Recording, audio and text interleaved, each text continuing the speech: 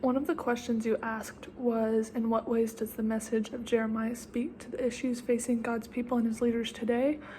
I think it affects it in many ways. So leaders should strive to be godly examples and should strive to influence their people towards good, as Jeremiah so desperately tried to have his leaders do. If someone comes up to you and tells you that you are doing questionable things, you should probably listen, even if you might not agree at first.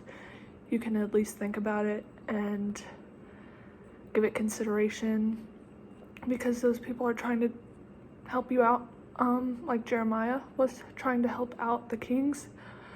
Another question was, how does the life and ministry of Jeremiah help shape our definition of success as Christian workers?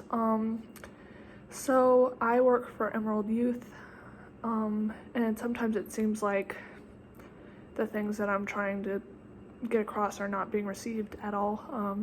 They come from hard backgrounds, and they may not be getting anything, but one thing I have learned is it's important to not lose your heart for it, because if you show heart, then even the smallest little glimmers of like understanding from them, that's what keeps me going.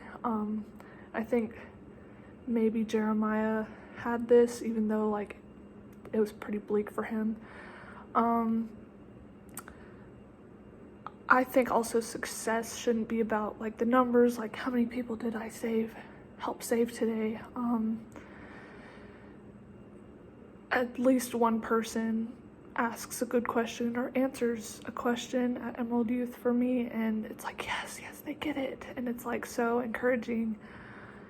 Success for me is also not giving up, and that's a good segue into how has the study of Jeremiah impacted my own faith journey. So I've just grown up with depression and anxiety. Jeremiah was the weeping prophet. I weep a lot, and I've even struggled with like suicidal ideation. I've made it past that and can talk about it now. Jeremiah never gave up. He really wanted to several times. So have I. He knew he had a calling and a promise for his life.